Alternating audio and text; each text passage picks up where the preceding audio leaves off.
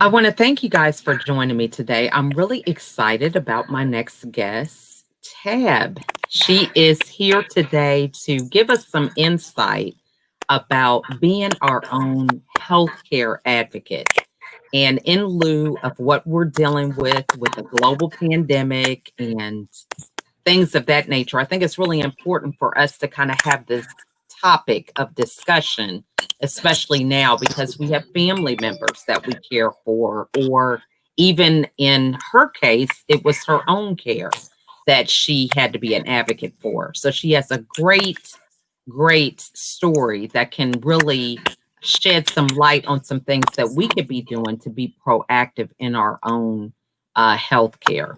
So at this time, I'm going to give Tab the opportunity to introduce herself before we get into the interview. Hi, everyone.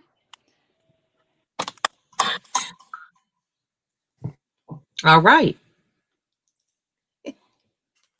Okay. So can you hear me? I can. My screen broke Okay. for just a second. Apologize about that. No problem. Okay. So go ahead and you take it away and tell us a little bit about you. Sure. So, my name is Tab Calvitti, and I have been an avid equestrian in my entire life. 6 years ago, um, I happened to fall on some ice and I fractured my spine. I ended up having to have surgery. And prior to that surgery, I had done multiple, you know, consultations with doctors. Surgery was not something that I wanted to do.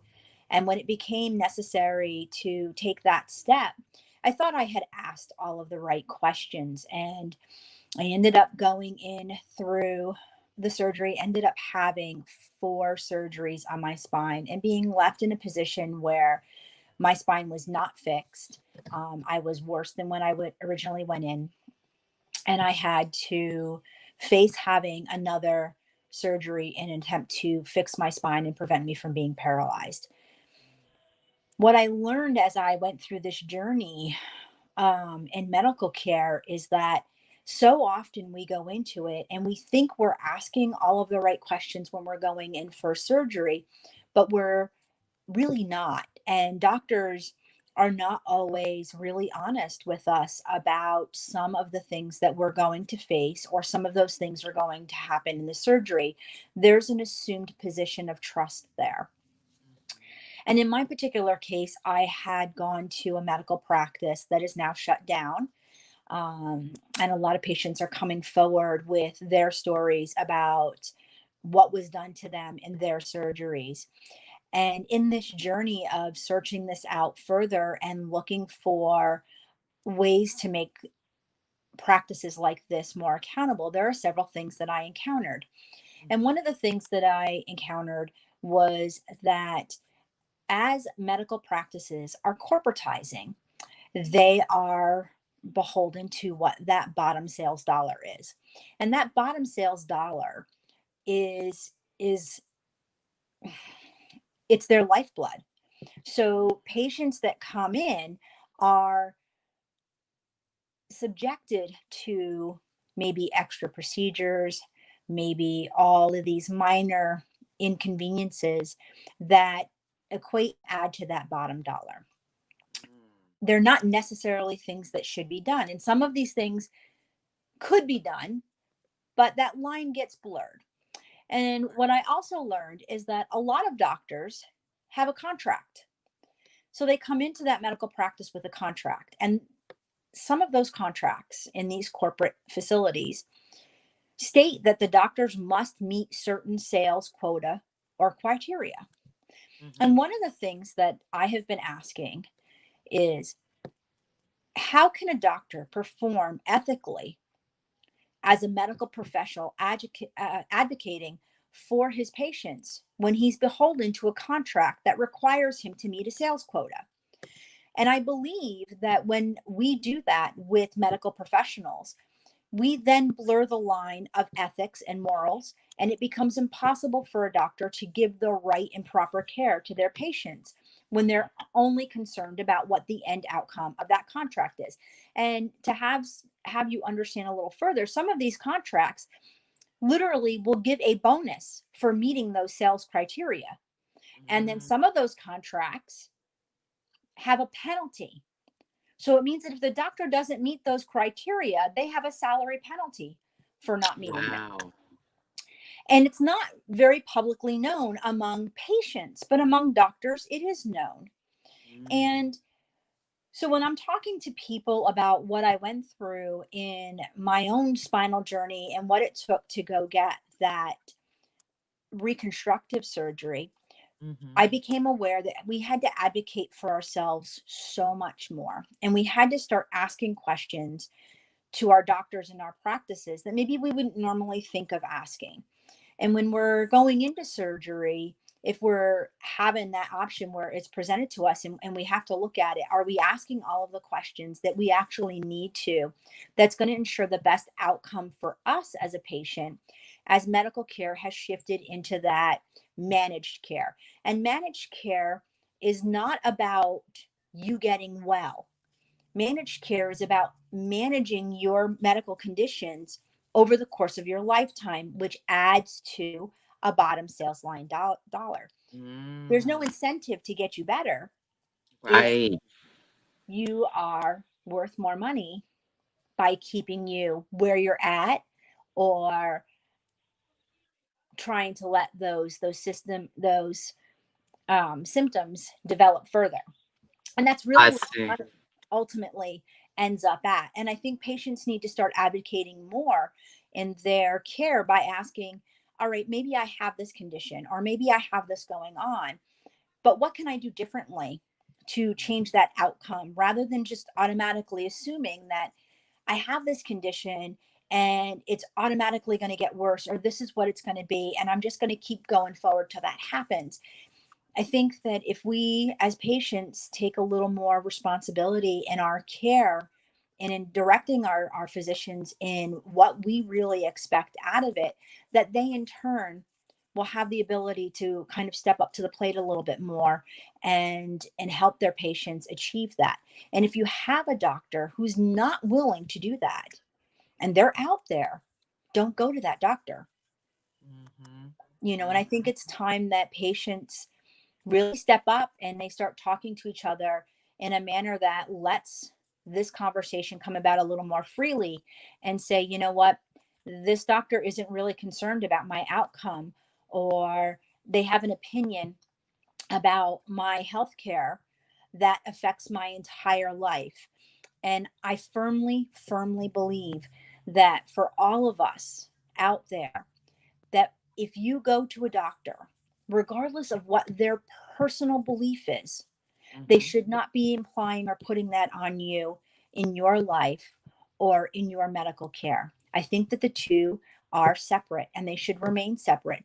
But I don't believe that that's currently what's happening with a lot of Mhm. doctors. It's you believe them and their opinion in totality, Right. or you're not allowed to see them. And there's a very cut and dry aspect of it. Is if you do not buy into their ABC soup structure right from the get-go, you're out of the practice. Wow. And That's the that's becoming more and more common. Yeah. Now, so you brought up so many different questions that we could have about this. The first thing is, you know, a lot of us disempower ourselves when we find out, oh, something's wrong. It's like we lay down flat and trust everything that the doctor says. So you mentioned that we need to ask different questions. So, what type of questions or what should be our practice when it comes to advocating for ourselves that you have learned now as a result of your experience? I think one of the most important things that we have to do is we have to trust our gut instinct. And so Mhm. many of us ignore that and completely rely on what somebody else is telling us.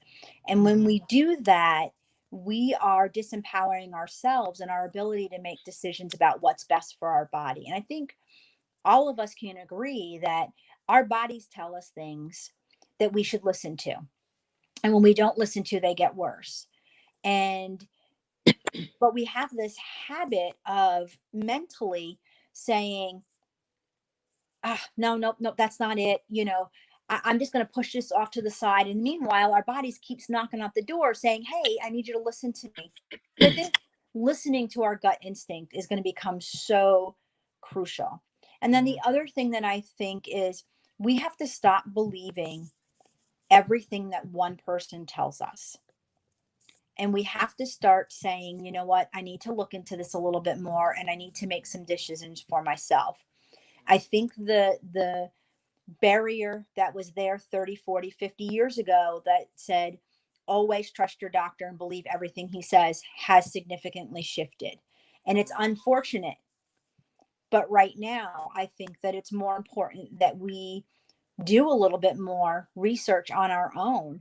And there are tons of groups out there. If you have a condition or you're facing something, reach out, talk to other people, and ask questions so that you're hearing everything in a totality. Because there are a lot of things when you go to a doctor that they won't tell you about a procedure. When you get in a group and you're talking with other individuals, they will tell you different things to experience. So I think it's important that we start advocating a little bit more by researching on subjects and not just using Google, but going into groups and talking to other people for whatever that condition is, because there are tons of them out there now. So I think it's really important that people start to be a little more proactive in that. And then the last thing that I would add to that is it's so important for people to recognize that their mindset is going to help or hinder them every step of the way. So if you go into this with a mindset that says, I'm going to be sick forever, woe is me, this is the end of my life, you're not going to achieve anything better. But if you go into this with a more positive mindset, you're going to open up a lot more doors, or you're going to find more avenues or solutions because you're willing to see them. Right. Now, and so you have not really gone into a lot of detail about your story, but walk us through that journey, when you talk about mindset, about being proactive in finding the right doctor to care for what you have found later on in your own situation was the only way to resolve it, and what that time frame looked like. Because many of us are like, I'm fighting, but it's only for, a year, 2 years. That's about all we have. But walk us through your experience and what you had to do for Okay. your situation. This took a lot of stamina. I'm not going to lie. And I think that that's where people falter the most. Um, when I first started questioning after my first 4 surgeries, I got a lot of doctors who said to me that they wouldn't touch me. I also got a lot of doctors who told me that I was not fixable. I also had a lot of doctors who told me that I was going to become paralyzed. That there was a point where I was going to have that problem with my spine, and they seemed to be okay with it. Mm.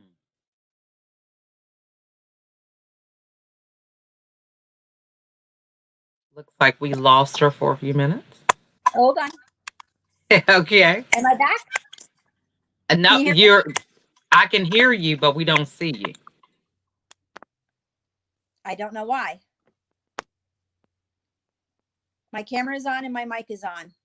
Okay. I'm gonna bring you out and then bring you back on. Okay. Okay. Yeah. Why is it It's doing still, that? I don't know. The joys of live streaming TV, guys. Yes. So I appreciate you guys joining us. We're gonna try this again. I'll remove her, give it a couple seconds. Not sure what's going on, but this is how it is with TV. Okay, Yes. or Well, you know what? We'll just roll with it. We'll we're gonna roll with roll it with it. until it pops back on. I'm not. Exactly. Now so you got cut off when you were saying, just start that whole segment again about, your story about being proactive in your own. Okay. So when I was first questioning the initial 4 surgeries that I had on my spine, I had a lot of doctors tell me that they would not touch me. Mhm. I also had doctors tell me that I was not fixable. I had doctors tell me that they were going to allow me to become paralyzed. Mhm. And what I didn't hear from doctors was, I don't have the skill to fix you. I didn't hear from doctors, let me get you in touch with somebody who might be able to handle your type of case. Mhm. What I got, that I felt, was a lot of personal opinion that was being inflicted upon me about what my life should be like now that I had had those previous 4 surgeries. And that didn't fly for me. Mhm. As a very active person, as just a human being, I felt that my rights were being violated in a way, that I was being asked to sit down and accept Mhm. a situation that had the right and the ability to be questioned. So I started getting to the point where I was really, really frustrated. And I started fighting back with these doctors a little bit. And I started asking, listen, is that your professional opinion or is that your personal opinion? And who are you to make that decision, what my life should be like or the rest of my life should be like? Mhm. And that was the tipping point for me. That's when things really started changing. So, what I started doing was I started trying to see doctors all over the place. And I Mhm. utilized the internet. So, I would search up in my search bar, I would type in, spinal doctors, spine institutes. And I started reaching out to them. And I would tell them my story. And I would Mhm. ask them if they were willing to help me. And what I began to find were a lot of doctors were willing to help and they were willing to kind of put me down this path of meeting other doctors to see how we might be able to reach a solution that would fix my spine. Mhm. And it took me for, let's see, my last surgery was in 2015, and it would take me until early 2019 to Wow. have a surgery. It was Wow. an incredibly long, long road. And it Mhm. took a lot of perseverance and it took a lot of insistence Mhm. on my part to say, I have the right to be fixed. I have the right to have that option. I have the right to make the choices about my life that are the most beneficial for me and that fit in with my life. Mm. And it was a really, really long uphill battle to get that. And Wow, that so, is just that's tremendous. Now, so my next question is, what was your course of care during this time? Because some people are like, well, she was feeling pretty good. So, of course, she could do it for 4 years. But talk to us about, your recovery or your management during that 4 year time. all right, so there was no recovery during that 4 year time. It was status quo and my desperately grasping at straws, trying a multitude of different options from Hmm. acupuncture. I utilize massage heavily. Um, you know, I eschewed CBD at that point. I Mm. did not do pain management, largely because I go into anaphylactic shock, so it wasn't even an option for me. Wow. So I had to look more at alternative options to figure out how to um, get through every day. And it was getting through every day. It wasn't a matter that things were okay. People would look at me physically and say, oh, you look fine. And meanwhile, when you Mhm. looked at the x ray image of my spine, you had a completely different picture. Wow. And by the time that I went in for surgery, my spine was so bad that I was at imminent risk of spinal collapse. So I went into that surgery knowing that I might come out of that surgery paralyzed. And I went into that surgery with a mindset that there was no way that I was going to come out of that surgery with any adverse problem. And I spent a lot of time visualizing that. And I would not allow any fear or any other thought to interrupt that process. Wow. I love that. And so walk us through what that looked like, because so many of us are like, I'm not intentionally putting fear in my face, but what were some things you had to really be proactive with to discipline yourself to gatekeep that fear from coming in? I had to accept that fear is a normal emotion, Mhm. but I also had to acknowledge that our emotions are like waves, they ebb and flow.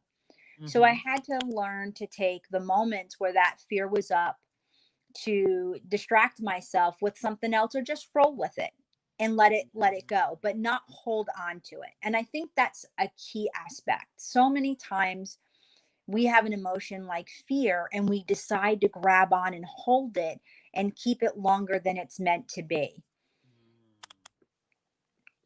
I like that. That's good. Now, so what is your opinion now? We've got COVID, and everybody has different impacts based on their age or, where you're located. How are you feeling in terms of trust with the healthcare system now in dealing with even a global pandemic? What has changed for you? I think COVID is a whole different ball of wax. Mm-hmm. And that's a subject in and unto itself. But as far as anybody now, going back and forth with your doctor, I don't think my message is any different. I think that it's even more important, especially in a time like this when people are ruled by fear, to be very conscious about your own health care and what's best for you, and not to allow anybody to push you into a procedure or a shot or anything medically that you're not comfortable with. And I think that you have to be okay with saying no, or saying, you know what, this is not the right option for me right now. Maybe I'll consider it later, but right now this is not the right thing. And I think people get afraid to do that. They get afraid to go in front of a doctor and say no to a doctor. But you can, and you should. You should question and say, is this right for me? And if it's not right for you, then be okay with saying, this is not right for me. So true. I mean, we give so much credence to doctors. They come in with you hear about these stories about people were doing fraud, men who were practicing medicine and didn't have a license. But it's one of those fields where you see someone in a white coat and you just lay down and that's it. You don't even really check their credentials or anything, and it's so funny how this happens when they talk to us about major surgery and we just get into this fear mode and thinking that they have all the answers and we don't check them out, for their credibility, even when they tell us these things. So now moving forward, what things do you do regularly that help you, just being a woman and, tackling an industry such as healthcare and being an advocate for yourself? What do you do daily that helps build up that stamina to do that? Now you may not have to do it as much as you did during that 4-year period of time, but just in general now to help you say no to that doctor, what is it that you do in your daily routine that keeps you strong? I think there's a couple of different answers within that. First, I think the biggest thing that I learned and I came to as an acceptance point in having this medical journey, these surgeries, and then this complete reconstructive surgery is that I have to trust myself. And I'm my number one advocate about what's best for me and my body. And I think what's also shifted, that I think that has become much more important now than ever before in our history or our lifetime, is that I no longer look at a medical doctor and place them on a pedestal. I look at a medical doctor as a consultant. And that slight shift in viewing them allows me to be more objective about my care and to ask more diligent questions about why I would consider a procedure or why that should be done. And I'm much more clear in asking questions about what are the complications or the risk factors of doing a procedure. And before I do that procedure, I also look it up. I look it up and I look up the adverse reactions and I make a decision whether or not that's the right one for me. And I also do a little bit of homework to see if there is another procedure that could be done that may be less invasive or maybe doesn't have those adverse reactions. And I think what I've done with most of my doctors is take that pressure off of them by always making those decisions. And some of them have been resistant, and other ones have been challenged enough to start to think about what other alternatives could be done that are just as safe and effective, and have come to welcome that rather than consider it to be adversarial. And the ones that considered adversarial, I no longer have a relationship with. Good point.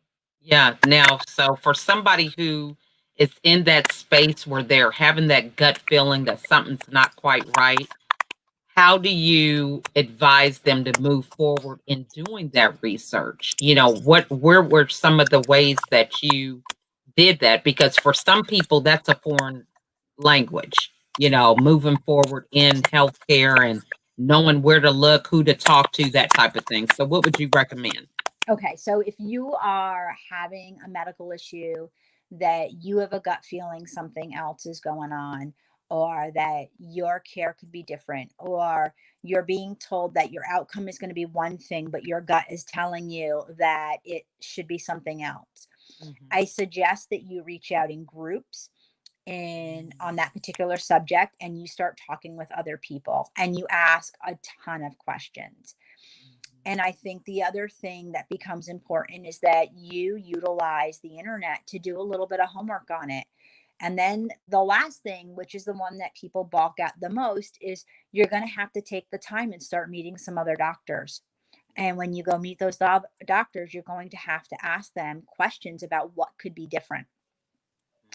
Mindset is 90% of your care.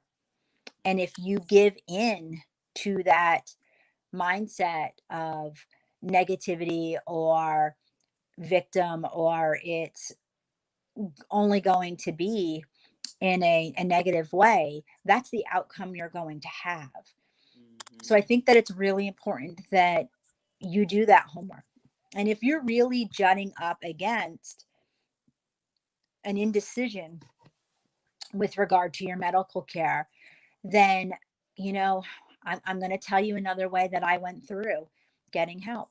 I reached Mhm. out to doctors online and asked them for help. So I would find a doctor, I would find an email address, or I would use LinkedIn and I would connect with them and I would ask them how they could help me.